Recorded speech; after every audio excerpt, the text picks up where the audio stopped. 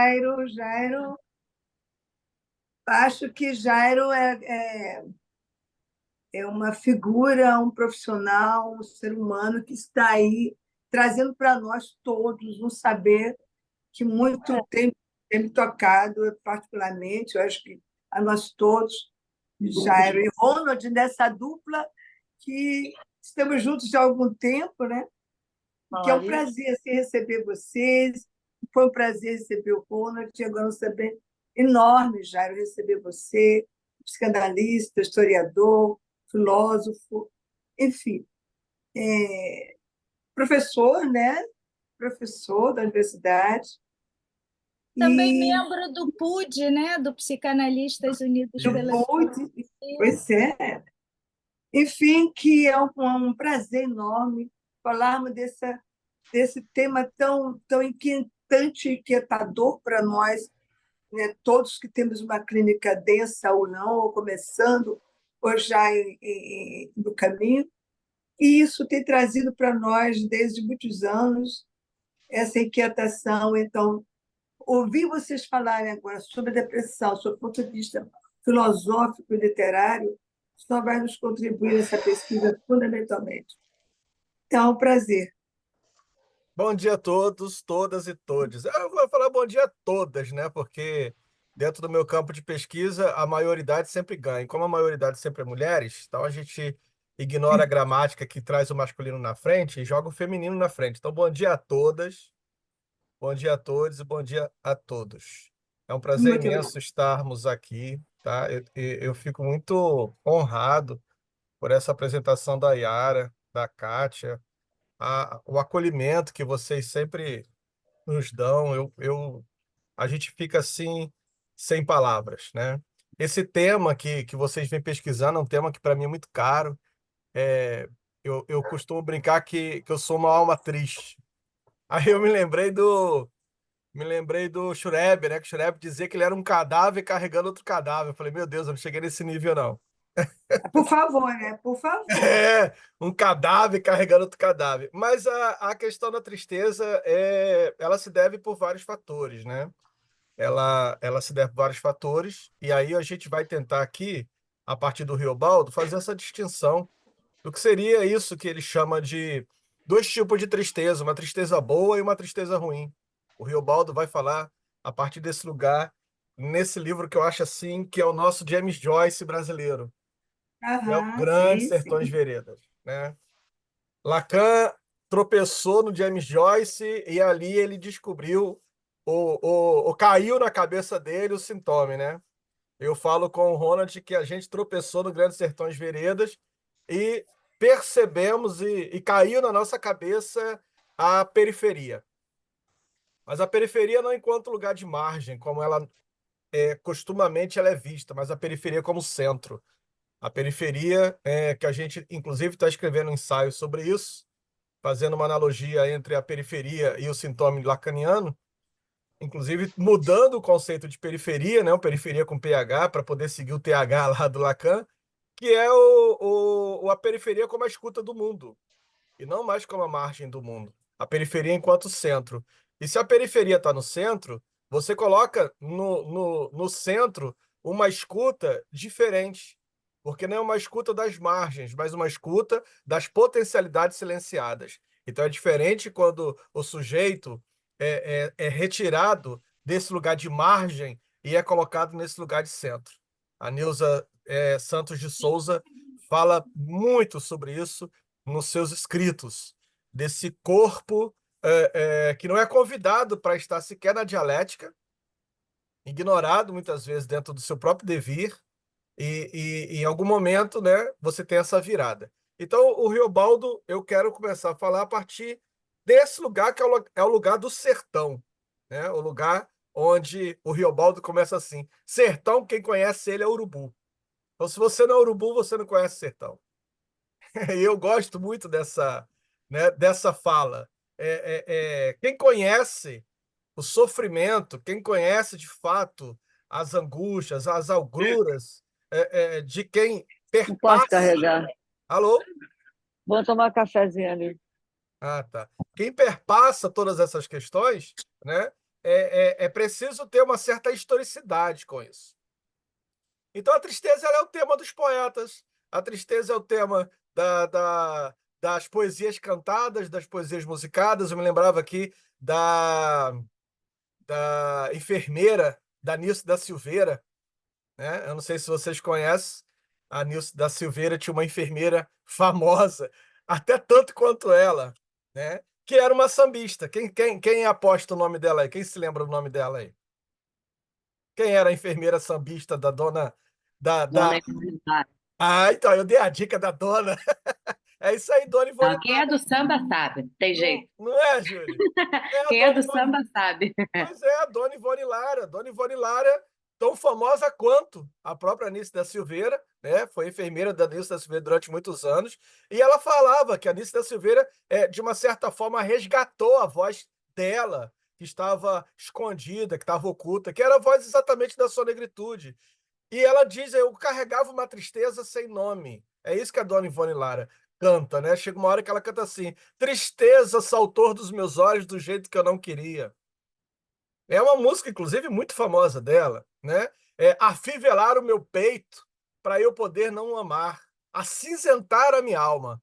Então ela vem trabalhando essa questão a partir de um tema, uma tristeza que não lhe pertencia, porque era a tristeza dada pelo racismo.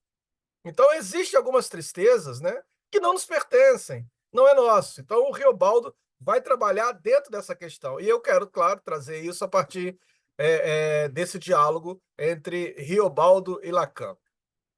Apertou em mim aquela tristeza da pior de todas, diz o Riobaldo, que é a sem razão de motivo. Então, é essa tristeza que nos interessa, né, Yara? A gente falar dessa tristeza que é a sem razão de motivo. Qual é a tristeza que é a sem razão de motivo? Bom, a psiquiatria vai chamá-la de depressão. A psiquiatria é desses lugares que adora taxonomias, adora dar nomes, né? Enquadrar, diagnosticar, jogar no CID. Então, vai dar o nome a isso de depressão. Em Grande Sertão Veredas de Guimarães Rosa, emerge uma profunda rede de inquietações, onde diversas vozes convergem na complexidade da trama. Eu escrevi um textinho aqui, se vocês quiserem me interromper, fiquem à vontade. Eu vou me esforçar para chegar até o fim desse texto, mas fiquem à vontade para interromper. Mas não levantem a mão, não, porque eu não uso óculos por uma questão de estética. Eu uso óculos porque eu não consigo enxergar mesmo algumas coisas. Então, abre o áudiozinho e fala, tá bom?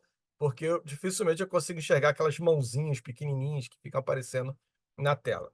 Acho que você fale devagarinho, a gente vai querer mais ouvir você do que você ler, certamente. Porque ler você vai ler rápido. Tá Falar, você bom, vai falar devagarinho. tá bom, querida.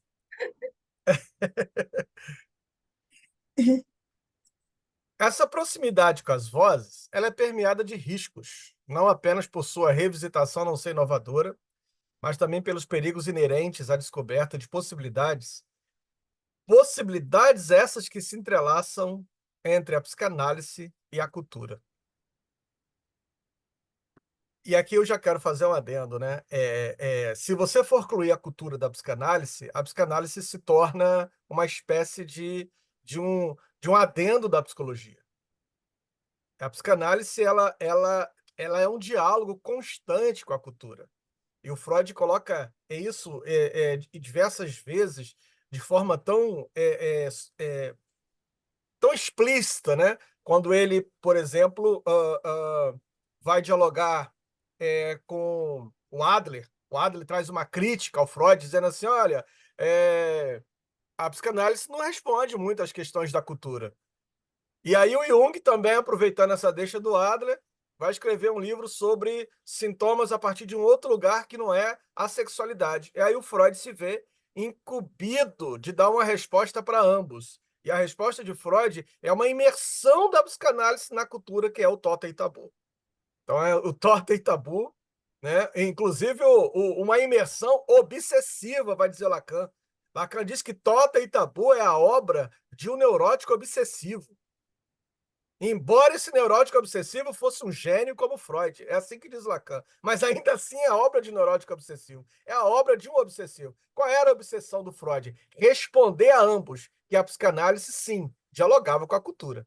O tempo todo está dialogando com a cultura. E a partir daí, vai surgir o que comumente se chama de psicanálise aplicada, né? O que em Lacan vai ter o nome de psicanálise por extensão, né? Mas é essa psicanálise dialogando o tempo todo com o laço social. E isso é o diferencial da psicanálise de uma terapêutica, vai dizer o Lacan.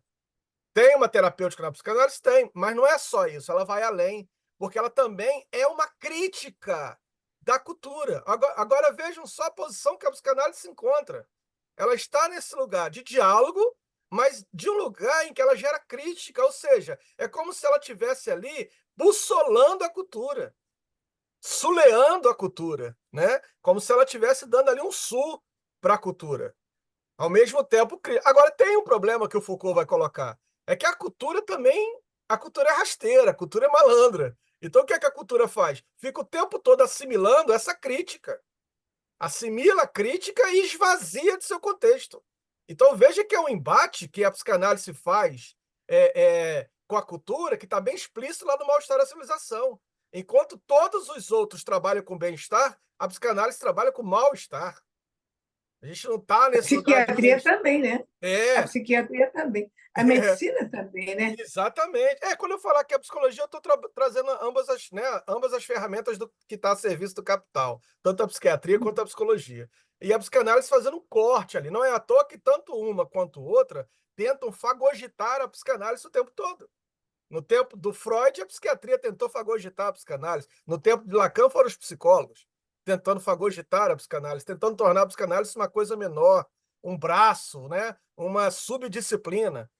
Então, veja o incômodo que a psicanálise traz. Então, é o papel dos psicanalistas, e eu disse isso no Fórum do Campo Lacaniano em outubro da eleição, que o papel do psicanalista na cultura é de intervenção. O psicanalista, ele tem um papel de intervenção na cultura, e ele só consegue fazer isso por uma via, vai dizer o Freud, pela via da subversão. É quase que um anarquista, o psicanalista, sabe? Pela via da subversão. É quase o Belchior cantando no ouvido do psicanalista, sempre desobedecer, nunca reverenciar. Como vai dizer o Belchior, né?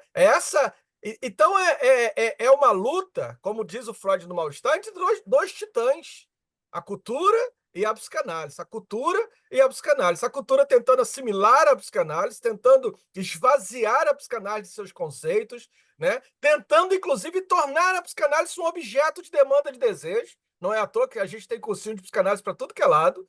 Tentando tornar a psicanálise um objeto vendável, comprável, bacana, elitizado, glamouroso. Isso é a cultura, né? E aí, quando eu falo a cultura aqui também, entende-se isso pela via do capitalismo. A cultura pela via do capitalismo, que tem essa função. Qual é a função do capitalismo? É esvaziar os conceitos.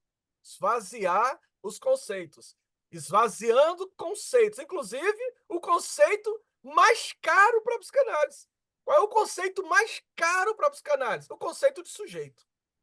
Se você retira da psicanálise o conceito de sujeito, se você esvazia o conceito de sujeito, e aí, já entrando nessa questão, porque a psicologia e a psiquiatria faz isso, esvazia o sujeito desse conceito, o que vai sobrar? Olha, o que sobra é o lugar de ideologia do capitalismo. Vai sobrar o lugar de ideologia do capitalismo. E que lugar de ideologia é essa? Olha, se você não tem o sujeito que você tem, porque o sujeito para a psicanálise é o sujeito cindido. O sujeito para a psicanálise é um sujeito que tem ali uma cisão, é castrado, cindido. Esse é o sujeito da psicanálise. Há um real entre o corpo organismo e o corpo sujeito. E eu vou falar isso um pouquinho mais à frente, né? O que é o corpo para a psicanálise. Então, há um real entre o corpo-organismo, que é o corpo que a psiquiatria trabalha, que é o corpo que a psicologia trabalha, né? O corpo-organismo. Há um real entre o corpo-organismo e o corpo-sujeito. Porque essa cisão é que vai fazer com que a sexualidade, de acordo com Freud, responda de um outro lugar que não da natureza, que não da biologia. Vai responder de um outro lugar. O capitalismo esvazia isso, porque retira o conceito de sujeito e coloca o conceito de indivíduo. Veja a palavra indivíduo, né, do latim, e sem divisão. Olha que coisa mais louca, mais distante da psicanálise. O indivíduo do capitalismo é o sujeito sem divisão. Nada mais ilusório do que isso. Então, olha só, quando a gente vai trabalhar o campo das É a depressões, tentativa, né? pois é, quando a gente vai trabalhar o campo das depressões, a gente não consegue adentrar esse campo sem entender de que lugar a gente está falando. A gente está falando do lado de cá de sujeito, mas do outro lado de lá não tem um sujeito. O que tem do outro lado, do que tem do outro lado é uma unidade de consumo. Grave isso na cabeça de vocês. O que tem do outro lado é uma unidade de consumo, um sujeito não dividido, ilusório, criado pelo capital com a ideia, né? Com a ideia de que esse sujeito tem completa independência em relação a ele mesmo, com a ideia de que ele está ali autônomo, que ele é autodeterminado, que ele é livre, que ele é dono das suas decisões, que ele é consciente do seu destino, é autorreferenciado. Veja, tudo isso nada mais distante da psicanálise do que isso. Quando Freud chega à conclusão de que o sujeito não é dono nem da sua própria casa. Então, o que Freud dá à cultura? Ele dá uma ferida. E ele fala isso. É a terceira ferida. É isso. Essa é a grande contribuição de Freud para a cultura. O Freud fere a cultura. Então, o psicanalista que não fere a cultura tem uma ótima terapêutica, mas deixou de cumprir o seu papel de psicanalista, que é ferir a cultura. E ferir a cultura, ela vai de vários lugares. A Cida Bento, por exemplo, vai dizer que a cultura brasileira é uma cultura pautada por um pacto da branquitude. Olha, um psicanalista que não consegue ferir o pacto da branquitude, e ferir aqui é dar uma ferida no narcisismo da branquitude, não entendeu ainda qual é o seu papel de crítico da cultura. E a gente poderia falar aqui de vários elementos, né? Esse recorte o tempo todo que a psicologia e a psiquiatria vem fazendo, esse manejamento, né, daquilo que o Foucault vai chamar de sofisticação dos instrumentos de opressão, se sofisticando o tempo todo para poder fagogitar a cultura. Então, se as mulheres pretas lá na senzala criam uma ideia de empreendedorismo, né, elas empreendem para poder sustentar o quilombo, para poder sustentar o povo preto, e elas começam a fazer diversas coisas para poder sustentar. O empreendedorismo nasce com as mulheres pretas, o capitalismo vai lá e esvazia esse conceito. Empreendedorismo agora não é mais uma luta contra a opressão. Empreendedorismo agora é de um outro lugar, um lugar de lucratividade. Quando as mulheres pretas trançavam mapas de fuga, rotas de fuga em seus cabelos, né? As mulheres pretas faziam isso, o capitalismo vai lá e modifica esse sistema. Torna o cabelo das mulheres pretas uma coisa menor, uma coisa com menos valia. Aí agora precisa ter peruca, precisa ter outras coisas. Então o capitalismo vai lá esvaziando. Se lá um grupo de mulheres, no 8 de março, no movimento contra o capital, são assassinadas e mortas, hoje o 8 de março é o dia do machista opressor te dá flor. Está esvaziado do seu contexto. Em vez de ser um dia de luta, virou um dia de distribuição de rosas, de flores, patrão dando flor e por aí vai. Então, assim, esse é o papel que o capitalismo tem, que a cultura tem. Esvaziar, empobrecer. Quando eu falar esvaziar, entendam isso como empobrecer. Empobrecer o sujeito. Empobrecer o sujeito. Se você empobrece o sujeito, você o torna o quê? Você torna um indivíduo. E o que é um indivíduo? Uma unidade de consumo. É desse lugar. Uma unidade de consumo. Por que o sertão? Porque o sertão é o lugar de resistência ao capitalismo. O sertão é o lugar de resistência ao capitalismo. Não dá para você empreender no sertão. Não dá para você gerar, sabe, alguma máquina de captação no sertão. Não dá. Porque o Riobaldo começa falando, sertão, quem conhece, é urubu, que fica lá em cima, com os pezinhos assim balançando, no nada. É preciso amar o vazio. É isso que vai dizer o Riobaldo. É preciso amar o vazio. O Rubem Alves diz que vazio é aquele espaço onde se faz o voo. Que todos os pássaros nascem com o dom de voar. Todos os pássaros nascem com o dom de voar. Mas só voa quem se joga no vazio. E é uma queda, mas é uma queda bonita. É uma queda que se faz um voo. Eu comparo isso com o término de análise. O que é o final de análise? O final de análise é o momento em que o sujeito, o sujeito que está ali, que entra identificado, se desidentifica. E o analista que está ali naquela posição de suposto saber é destronado, é destituído, é tombado, é empurrado no abismo. Aí o que o psicanalista faz? Ele voa. Ele o quê? Ele voa. Ele faz alguma Assim. coisa com esse vazio. É isso. E é um voar bonito. Que coisa mais bonita do que você ver aquela revoada de pássaros? É uma coisa linda. É isso que o analista faz quando ele é destituído desse lugar de suposto saber. Quando chega nesse lugar de fim de análise. É isso que se faz. Então, do que se trata? Quando a gente pensa na depressão, e pensando na depressão na modernidade, o que se trata Tem da uma depressão? música assim, né? Hã? Você voa, passarinho voa. É isso aí. E vai falar da tristeza, né? O que se E faz a tristeza. é isso aí. É um destino, Yara. Você destina a E tristeza para algum lugar. ninguém mais bonito que eu, diz o essa música, ela fala exatamente disso, né? Exatamente isso. Exatamente isso. Então você tem alguma coisa aqui que a gente está falando que é o intraduzível na trama. Quem vai ler Riobaldo, quem vai ler James Joyce, né? Quem vai pegar lá Ulisses de James Joyce, quem vai pegar o Grande Sertão Veredas do Riobaldo, você não está lendo o que eles escreveram. Você vai ler o que está intraduzível na trama. De tal maneira que o João Guimarães Rosa diz que quem vai lê-lo precisa escrever o texto com ele. Precisa compreender, precisa mergulhar, e é uma nova escrita, uma nova compreensão, porque você vai ler aquilo que está de intraduzível na trama, aquilo que vai ser capturado do seu olhar. O que vai ser capturado do seu olhar quando você vai olhar para isso? Né? O Winnicott diz assim: o que vê uma criança? O que vê uma criança quando olha para o olho da mãe? O que ele captura? Olha que coisa gostosa, né? O que a criança captura quando olha para o olho da mãe? Aí o Winnicott dá aquela pausa que ele adorava, ele diz assim: ele vê a si mesmo refletido no olhar materno. É isso que o constitui enquanto sujeito. É isso que organiza ele emocionalmente. Ver a si mesmo num laço de afeto. Ver a si mesmo no olho materno.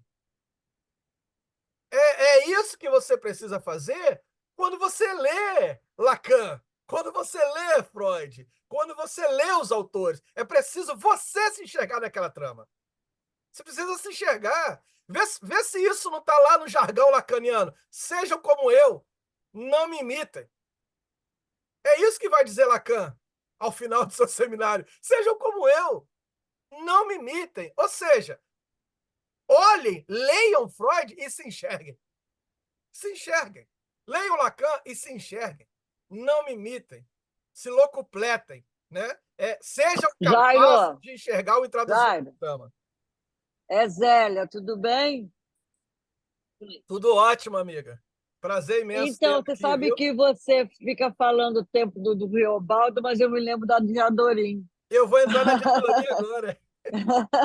Por favor, por favor, Eu alguém vou... quiser falar, levanta a mãozinha aí para a Kátia Ele coordenar isso pediu para aí. não levantar. Ah, é? É porque eu não enxergo, ô Yara. A Kátia vai dar uma ajuda para Aí eu você. posso ficar, eu fico Obrigado. mediando aqui, Jairo. Isso. Ah, ótimo, obrigado. É Que até aí bom a que a gente Kátia registra, tá consegue. gravando, Isso é bom. Diadorim, vamos lá para Diadorim. Diadorim. O que é Diadorim? Diadorim é um tropeço, por isso que eu adoro os tropeços. Lacan fala isso. Lacan diz assim: há os tropeços. mas há os tropeços, né? E o que é o tropeço? O tropeço é aquilo que o Lacan vai dizer que o ato falho é o ato certo, né? É de fato onde o sujeito, né? Todo ato falho é um ato. Quem se lembra? Jairo, mas ele usa a expressão aos Sim, tropeços. sim. Você Ele lembra fala. Não entendi. lembra em qual seminário? Olha, eu posso até ver para você depois, porque eu Ah, eu vou anotei aqui nas agradecer, referências. Eu tô porque com o texto, depois eu mando o curiosamente, texto para vocês, tá tá, bom? quero sim, Porque o obrigada. Ótimo. Lacan vai dizer assim, ó, mas há os tropeços. Se eu não me engano, é no seminário onde ele está falando da questão da palavra. Depois tu vê aí, Ronald, quando ele está falando da questão das palavras. Porque para a psicanálise, e eu vou chegar lá na frente citando isso, né? Todo fato é um dito, e só é dito porque é um fato. Então ele diz assim, mas há os tropeços. Há os tropeços. E para a psicanálise, o que importa é exatamente essa questão do tropeço, O porque é o tropeço. ato falho. É o ato falho. A Diadorim é um tropeço, porque ele vai se esbarrar com a Diadorim lá no Guaravacã de Guacuí. E olha que lugar difícil. Eles assim, Guaravacã de Guacuí não existe mais, mas existe para mim, porque lá tinha Diadorim. Foi lá em Guaravacã de Guacuí. Eu dei um seminário uma vez quando eu falo isso. O que para você é o Guaravacã de Guacuí? É aquilo que, por ser um tropeço, se torna inesquecível. Não sai dali. Sabe? É aquela memória que não corresponde à questão temporal. Se não corresponde à questão temporal e é um tropeço, onde ela está? No inconsciente, está lá. Não responde ao tempo. Não é passado, nem presente, nem futuro. Entende? Então, o Guaravacã de Guacuí é onde ele conhece a Diadorim. E ele vai dizer assim, Diadorim era minha neblina. O que é uma neblina, gente? Neblina é aquele negócio que você não enxerga mais nada. E ele fala, Diadorim era minha neblina. Olha o campo ilusório aqui. Olha como é ilusão, né? Isso me lembra o Freud dizendo assim, isso é o amor. E aí o Freud, por acaso, todo o amor não seria uma ilusão? Né? Então tem aí uma idealização, uma ilusão, e ele fala assim, olha, claro que a ilusão em psicanálise não é a ilusão do conceito do senso comum. Né? A ilusão dentro do campo psicanalítico é de um outro lugar. É o lugar de uma realidade psíquica.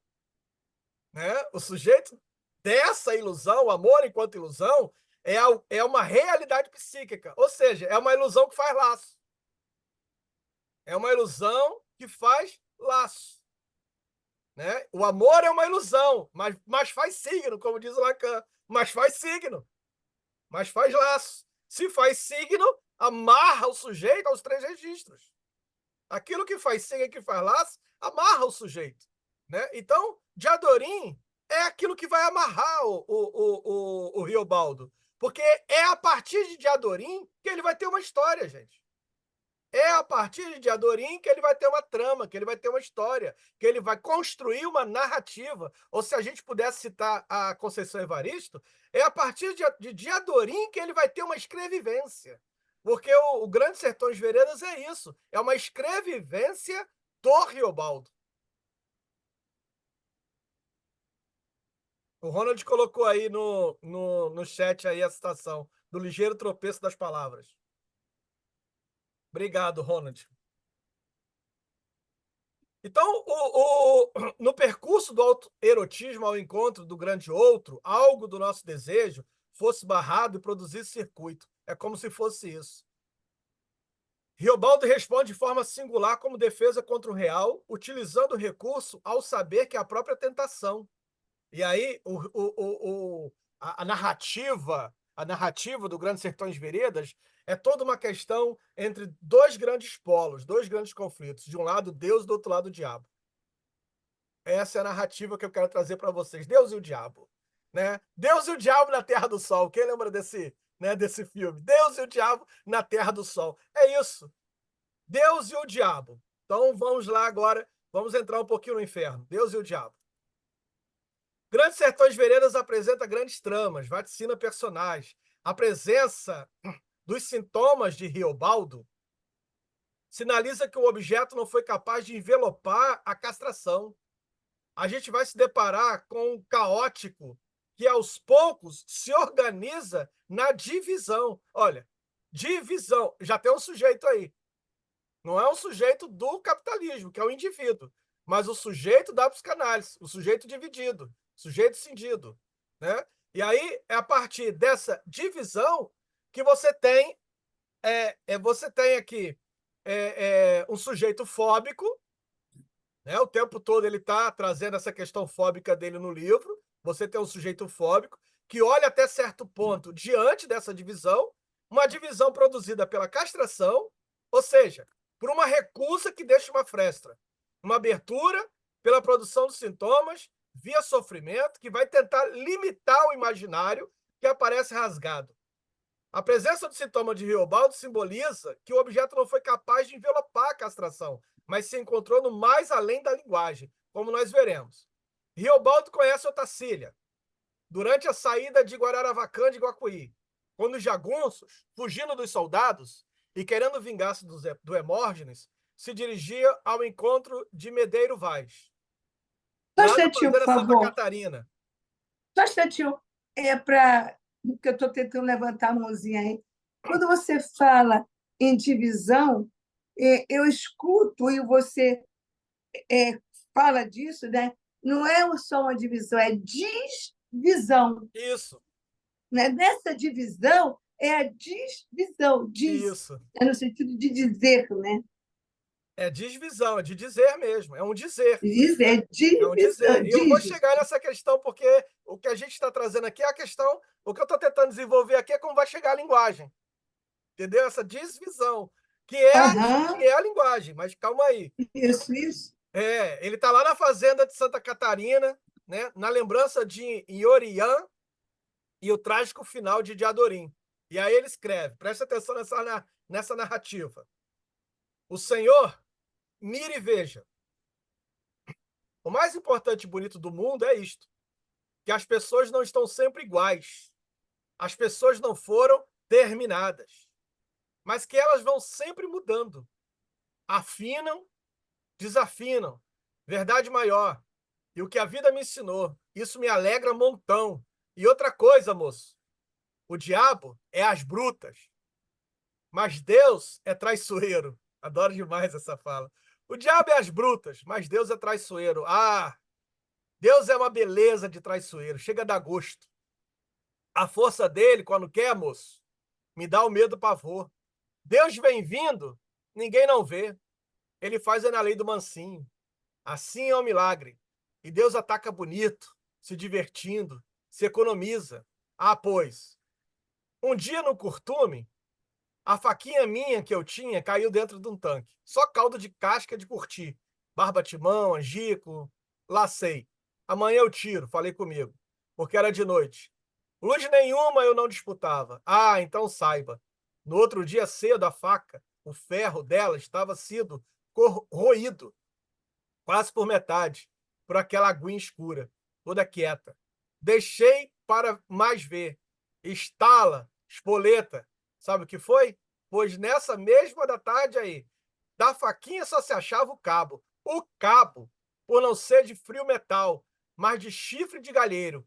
Aí está, Deus. Bem, o Senhor ouviu. O que ouviu sabe, e o que sabe me entende. Gente, ele estava falando de Diadorim, foi parar no raio da faquinha. Esse aqui é o sujeito tentando falar daquilo que lhe escapa. O Paulo Leminski diz assim, para que serve a poesia? Está lá no Leminski, para que serve a poesia? Ele fala, a poesia não serve para nada.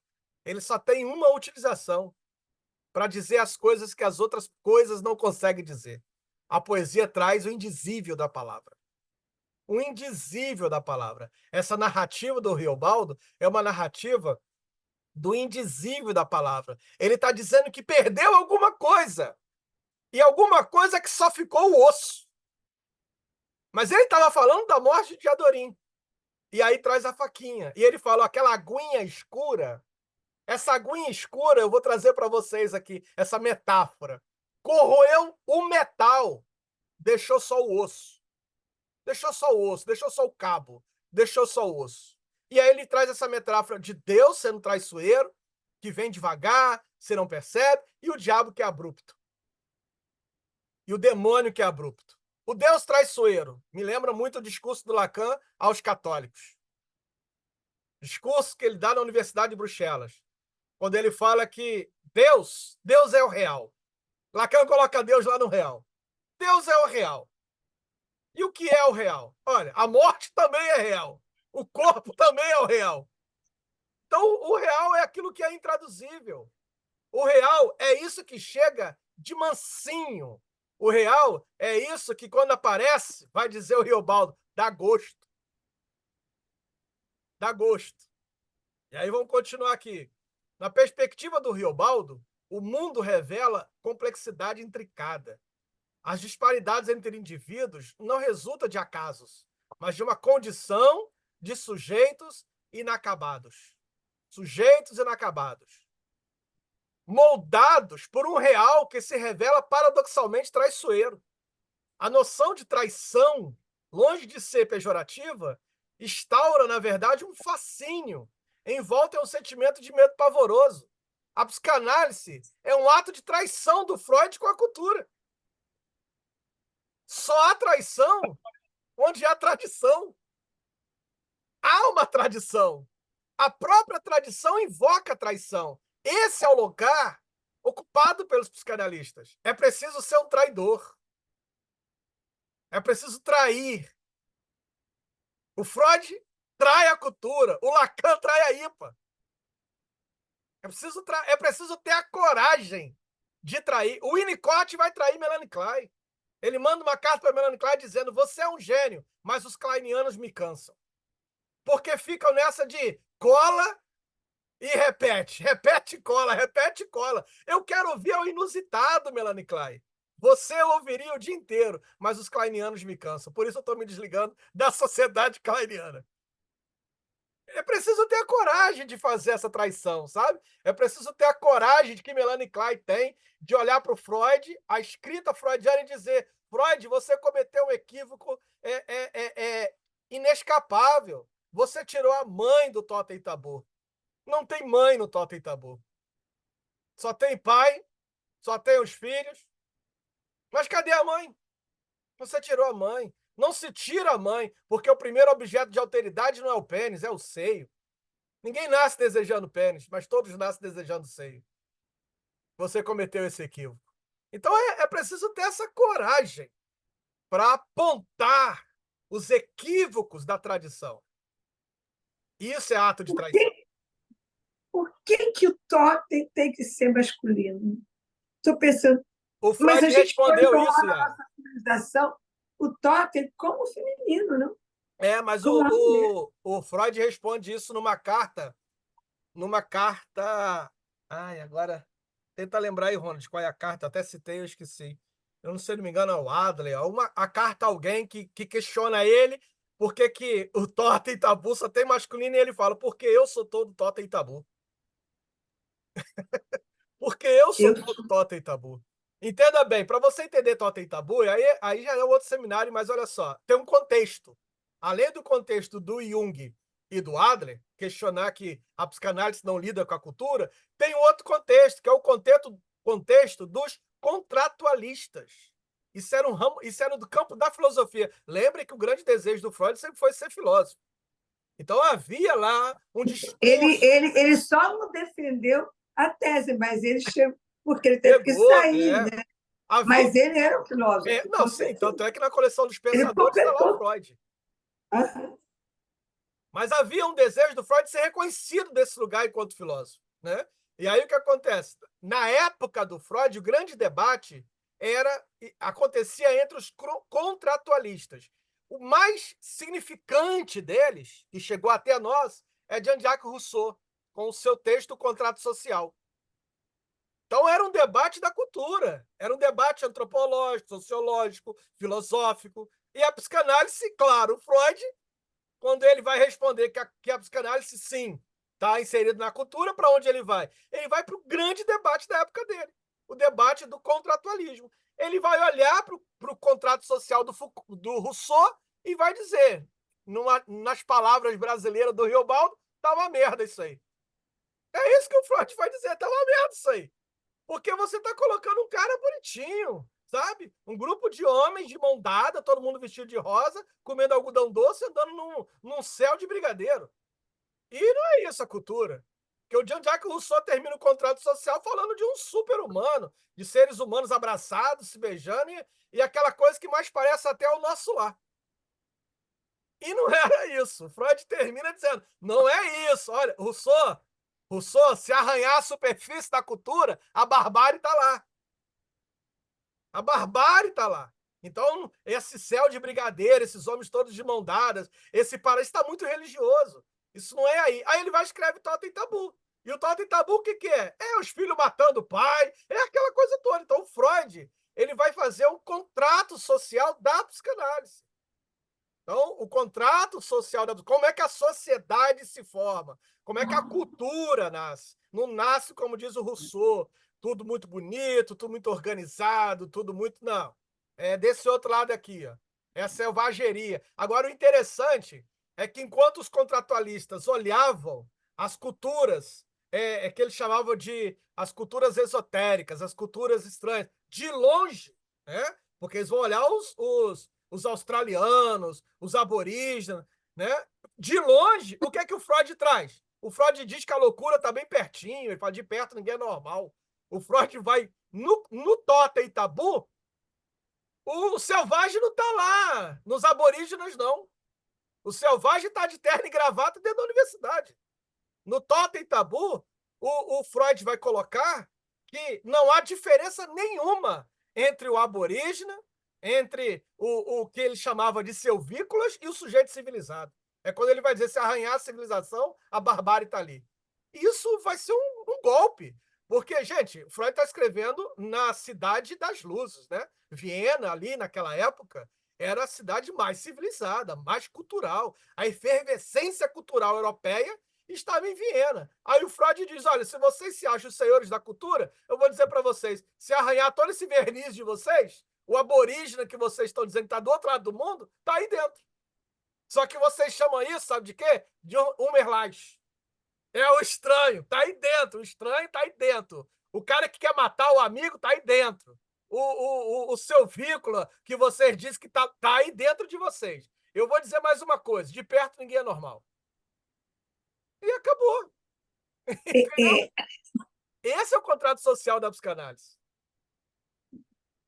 É claro que em ambos, aí a gente vai com um discurso mais profundo, né?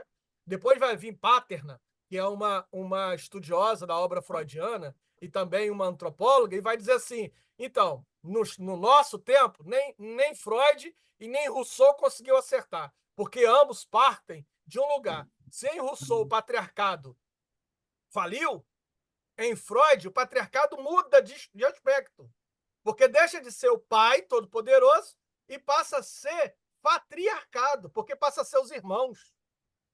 Você tem uma fatria, você tem agora... As mulheres não pertencem a um homem, as mulheres pertencem a todos os homens. E aí ela vai dizer que tanto Freud quanto Rousseau não é contrato social, é contrato sexual, onde as mulheres sempre são produtos de divisão. Aí é claro que o debate é de gênero e vai ficar mais... Mas está sendo ótimo você trazer isso, porque depois a gente vai ver o desenvolvimento disso no Lévi-Strauss, nas Sim, estruturas elementares do parentesco. E é fundamental para compreender a psicanálise em Freud, e que eu acho que as pessoas ficam muito presas à ideia de falo associada à imagem do pênis e, portanto, ao homem biológico, né?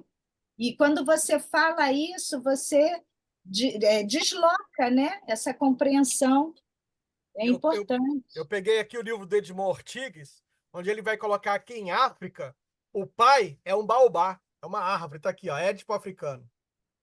O Édipo africano, que é o Édipo lá em África, o Ortigues vai dizer assim, ó, lá em África, o pai é um baobá, é uma árvore.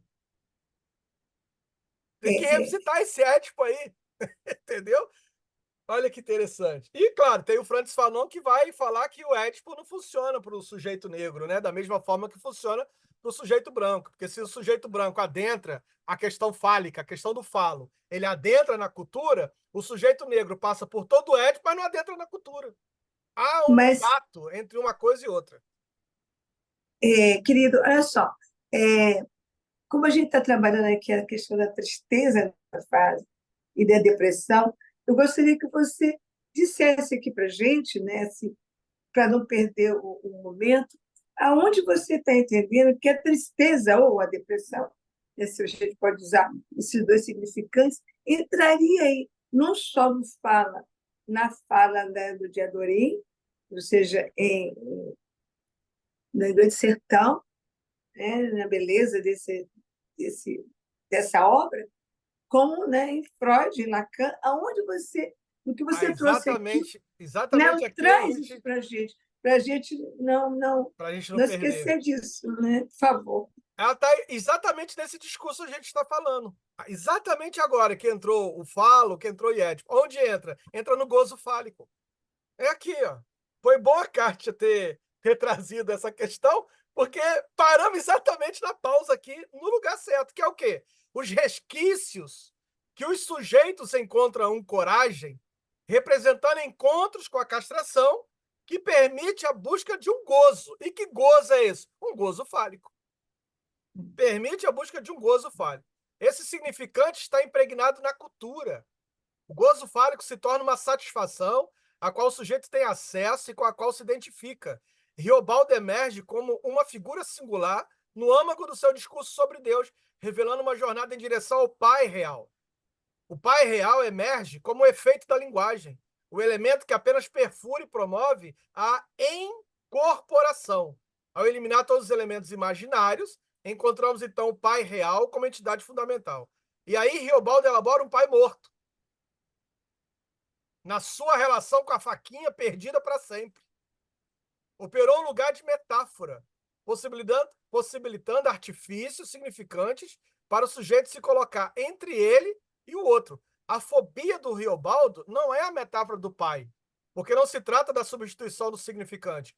A faquinha é um vazamento, um retorno ao pai real, da sua primeira identificação numa incorporação que vai fundar o simbólico. Isso significa que faz um corpo místico por causa do enigma do desejo, que é traduzido pela linguagem. Na falta de borda, a fobia foi uma defesa contra a angústia de ter perdido o seu gozo e parando o seu transbordamento. Entenda bem, A na angústia falta de de ter borda, perdido, né? na falta A de borda, a tristeza de fobia ter é uma perdido. defesa. Isso vai corroborar com Freud dizendo que não existe depressão como estrutura clínica.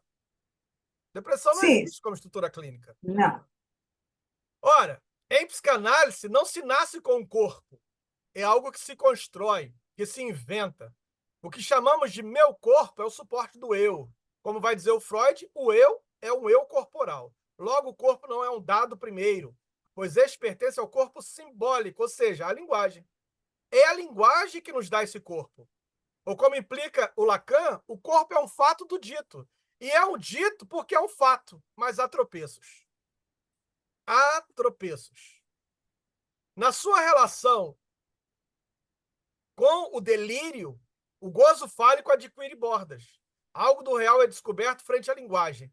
Para sustentar o indizível da linguagem de forma lógica, o Lacan pensou essa satisfação que prescinde dessa lógica fálica, indo além da cultura, mas que incide sobre a cultura. É como se algo além se colocasse no fora dentro da cultura. É moebiano.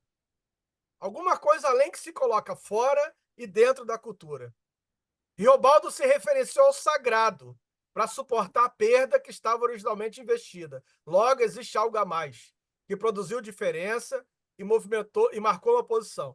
Movimento onde o sagrado retalhou o objeto de caráter erógeno masoquista primordial, isto é, um gozo outro. Mas o que há mais no gozar?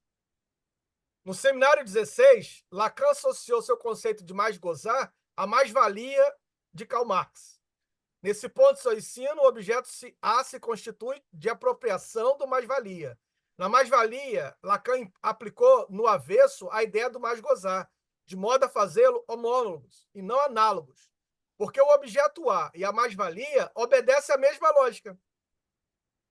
A partir das racionalidades de Oscar Pfister e Wilfred Bion, e sob efeito do discurso do sagrado, será que Riobaldo substituiu o valor de uso da faquinha pela figura de Deus na tentativa de lidar com o desamparo?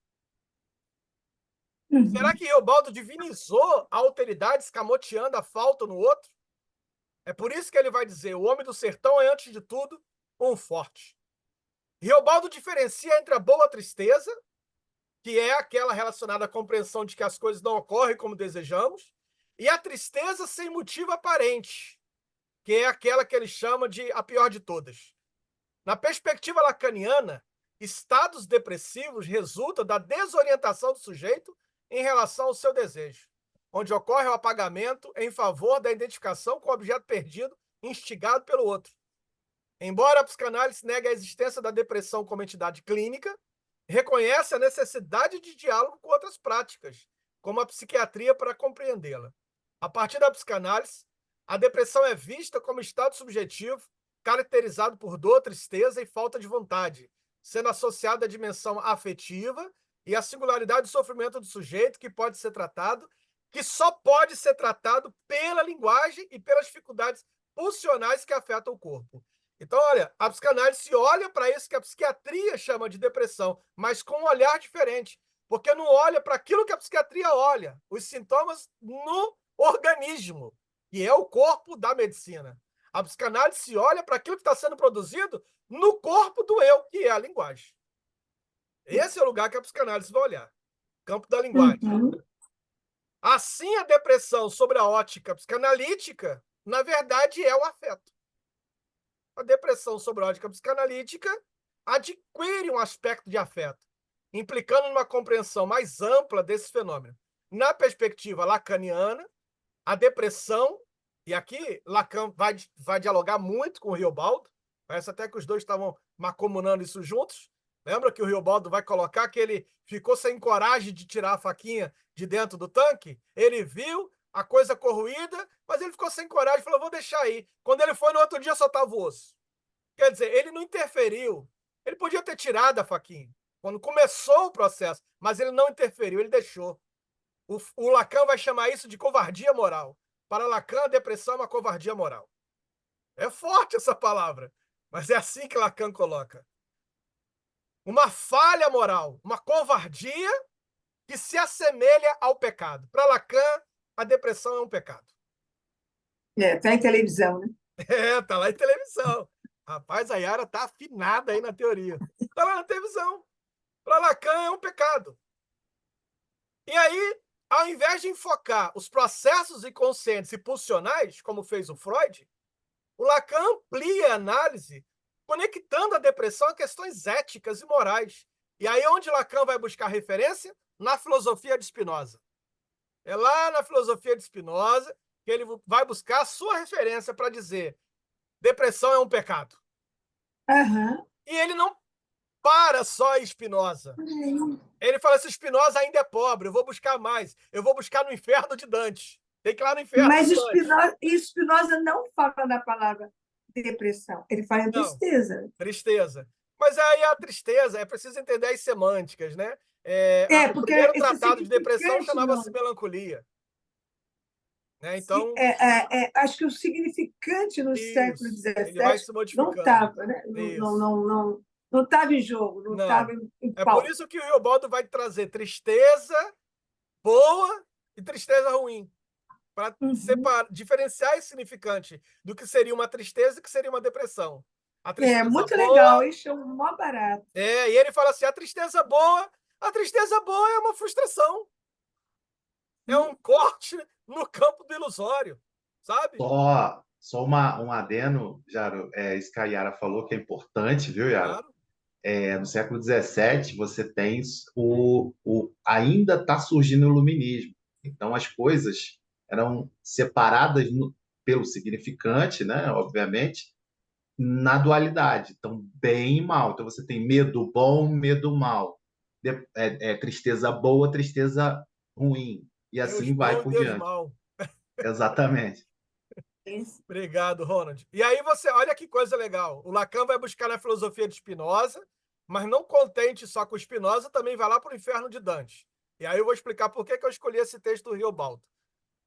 Essas referências literárias e filosóficas vão enriquecer a compreensão da depressão a partir do diálogo com Lacan, destacando sua complexidade e sua conexão com questões mais amplas da condição humana, oferecendo uma perspectiva multifacetada sobre o fenômeno depressivo.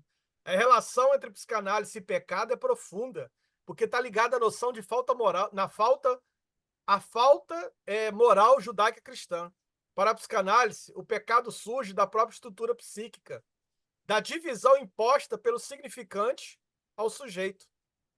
Isso leva à culpa inconsciente, levando o sujeito a encontrar satisfação no sofrimento. Essa dinâmica ecoa no inferno de Dante, onde os tristes são retratados, olha o significante, imersos em águas escuras, nauseabundas por inércia, como se afundasse na tristeza. Olha a aguinha escurecida lá do Riobaldo, quando ele fala que caiu a sua faquinha. A minha faquinha caiu numa água escurecida. De que faquinha ele falava? Ele falava dele mesmo. E que comeu toda a minha carne, deixando só os ossos. Porque ele Melancolia. melancolia. Olha De aqui, ó. Freud, né? Comeu o ferro. Lembra que ele fala? O sertão, o homem tem que ser ferro, tem que ser forte. Olha a metáfora dele. A aguinha escura comeu ferro todinho, deixou só o cabo, deixou só o osso. O osso da Muito galheira. incrível isso. E aí eu me lembro do Maravilha poeta essa Manuel Bandeira, que ele vai dizer assim, olha, no osso da palavra tem lírio. Porque é desse lugar de osso que o Riobaldo está falando. No osso da palavra tem lírio. É nesse lugar de osso. Ele não está falando de lugar mais de sujeito. Ele está falando do lugar de ossos. São ossos falando. Isso me lembra o Bispo do Rosário, quando ele diz assim, ó, eu sou um homem morto, eu sou um homem vivo guiado por um homem morto. Eu sou um homem vivo guiado por um homem morto. E é disso que se trata, essa dinâmica do inferno, onde os tristes estão nessa eles se autopunem ao se recusarem a questionar essa relação com o pecado e ao se entregarem à culpa inconsciente. Assim, no inferno de Dante, os tristes permanecem aprisionados na água escura, só emergindo para lamentar, representando uma recusa ética do pensamento através de uma lamentação incessante. Na perspectiva de Spinoza, Jairo, fala, só uma pontuação do Inferno de Dante que é sensacional, né?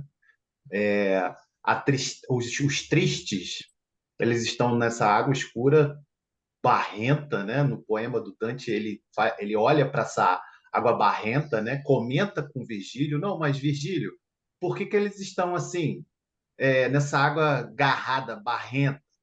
Ao Virgílio, olha de novo. Aí o Dante olha de novo e eles estão se autoflagelando com silício pelas costas.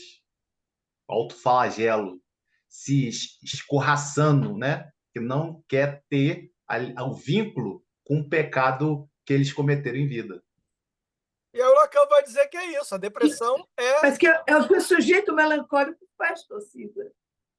O Lacan vai Isso, falar que o sujeito dessa depressão, Yara, dessa melancolia, é esse que não quer abrir mão da sua culpa. pois é, que é diferente. Isso eu acho fundamental. E essa é a nossa ideia, Ronald e Jairo, é que a gente possa vir a marcar a diferença entre a tristeza, a depressão e a melancolia. Sim. O quadro melancólico, o Dante descreve, como você está trazendo, incrivelmente eu estou muito emocionada, porque eu não esperava isso, né? E estou de veras emocionada, porque é uma contribuição incrível que vocês estão trazendo para a gente. Obrigado. Eu já estou Eu creio, finalizando né? já. Eu queria reforçar também essas palavras da Yara. Eu estou muito emocionada, assim como eu fiquei no encontro anterior com a apresentação do Ronald e hoje com Jairo. vocês estão trazendo assim uma contribuição maravilhosa para nós, né?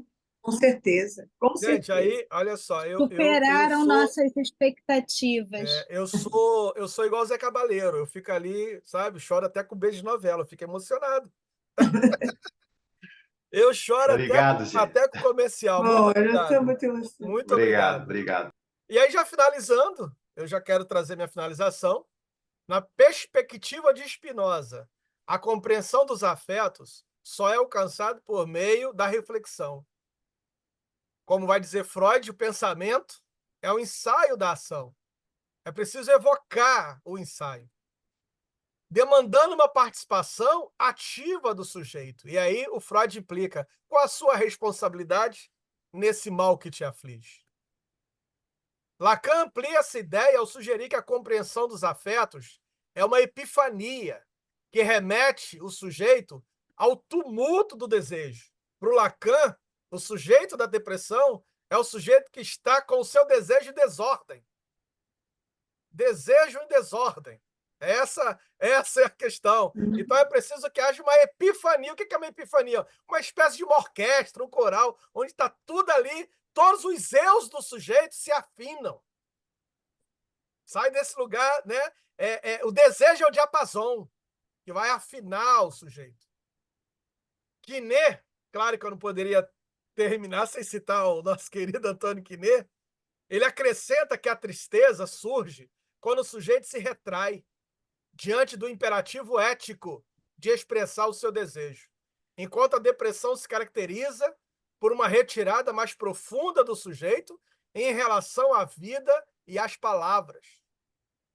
Frente a essa complexidade, surge a indagação: qual é o papel do psicanalista na abordagem do sujeito depressivo que se distancia da expressão de seu desejo? O que cabe a nós? Para Riobaldo, o real não está nem no início e nem no fim. Ele se mostra para a gente no meio da travessia. Para Riobaldo, todo Grande Sertões Veredas se resume em uma única palavra com que ele finaliza o seu livro: travessia. É assim que ele termina o livro: travessia. É a travessia que nos interessa. É a travessia com que o sujeito, de fato, vai, pouco a pouco, se reconstruindo na fala freiriana. O sujeito não está terminado. E o fim não está decidido, porque o futuro não está posto. Nós vamos nos refazendo e nos reconstruindo no dia a dia. No percurso, nessa perspectiva, o percurso analítico se configura como uma trajetória rumo à dessubjetivação da tristeza. É preciso dessubjetivar a tristeza, revelando sobre as formas aparentemente inertes das manifestações depressivas do sujeito, a força de uma dor existencial desprovida de sujeito. E aí o Freud implica no mal-estar da civilização. O grande sintoma, vai dizer o Lacan, é viver. A vida é o grande sintoma. Esse é o grande desafio. Esse é o grande desafio. A força de uma dor existencial desprovida de sujeito. Tal abordagem implica que o analista não adote uma postura simplista de sugerir ao indivíduo deprimido que ele esqueça sua tristeza, pois ela não é sua, mas é do mundo, evitando assim uma abordagem dicotômica entre corpo e alma, conforme preconizado por Descartes. Pelo contrário, a análise converge para a implicação profunda espinosista do sujeito, como aquilo que ele vivencia, o que fundamenta uma exortação ética. Significa primordialmente assumir a tristeza, envolver-se de maneira íntima e autêntica na expressão dos seus próprios afetos. Tal atitude não deve ser interpretada como incremento da depressão, como frequentemente se teme no senso comum, uma vez que a implicação subjetiva na análise confere ao paciente uma autonomia que o habilita a desvendar os grilhões imaginários de sua tristeza ao percorrer e decifrar os significados subjacentes aos seus sintomas. A partir desse processo, torna-se possível encontrar um ponto de inflexão na vivência do sintoma, reconhecendo a singularidade de sua configuração subjetiva e, simultaneamente, abrindo-se para a contingência radical do real. Bom, eu já contei tudo, diz o Riobaldo. O correr da vida embrulha tudo. A vida é assim, esquenta e esfria, aperta e daí afrouxa. sossega, depois desinquieta. O que ela quer da gente é coragem. Obrigado, gente. Oh, Grandes Sertões Veredas. nossa. Obrigado. Olha, muito, muito incrível. Estou assim, muito emocionada, reitero isso que eu falei, né? Eu acho que você nos começa, e eu. A primeira coisa é quando você começa a falar, me veio exatamente isso que você vai trabalhar aqui, né? Quando você diz que a tristeza vem de fora do racismo. E eu, então, me perguntei exatamente isso. Pô, como é que é isso? E aí veio, né, essa tristeza como algo. Eu acho que quando você fala disso, você fala uma tristeza com motivo, né? E eu pensei, e a tristeza sem motivo? Mas de que tristeza, então, estaríamos falando, já que eu pensei rapidamente assim, com motivo e sem motivo? E aí você vai é, des- desmembrar isso aqui, que eu achei muito incrível, e eu coloquei aqui, né, para perguntar desde o início.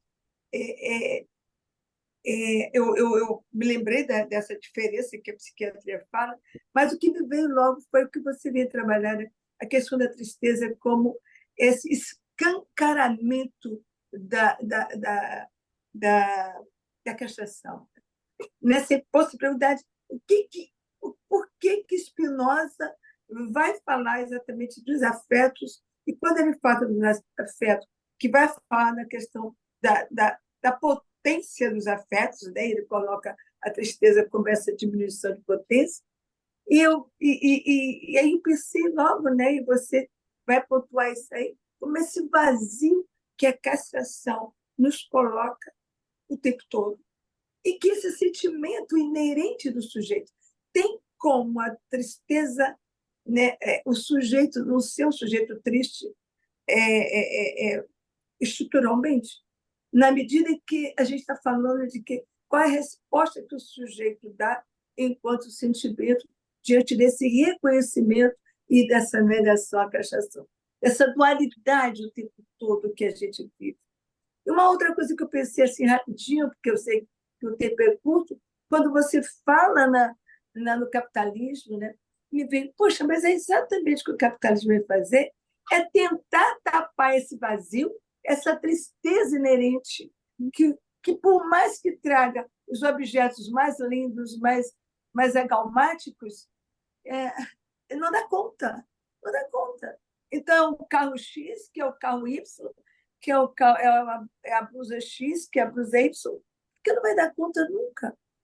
E isso eu acho que faz, que marca o diagnóstico diferencial que nós aqui, eu proponho para nós, Kátia, nós, amigos aqui que fazemos parte desse grupo, de que da importância de que a gente possa realmente se aprofundar nessa questão da tristeza e da depressão antes de chegar à melancolia, porque é tão bonito, né?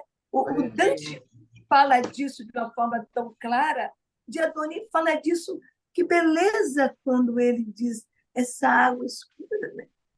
E quando Dante fala desse, desse chicoteamento que o sujeito dá em si mesmo, ele vai estar pontuando a melancolia. Olha que beleza, eu quero dizer isso e agradecer a vocês dois, a beleza de possibilidade que você está dando para nós, nesse grupo de pesquisa, diante de se pontuaram questões tão fundamentais que a clínica nos impõe o tempo inteiro, nos convoca o tempo inteiro, seja em qualquer estrutura. E eu acho que esse grupo, essa pesquisa, tem uma importância, eu acho assim, que a cada momento que a gente vai estudando, eu fico mais emocionada, porque está aí a clínica, gente. Olha nós aí, gente. Yara, posso acrescentar, eu acho que, e Jairo tocou hoje, Ronald já tinha tocado também, né, no encontro anterior, o quanto isso esbarra na ética do desejo, né? Acho que o tempo todo vocês estão falando isso, a tristeza, a depressão e a melancolia, elas estão ali desafiando, né? a ética do desejo. Sem dúvida.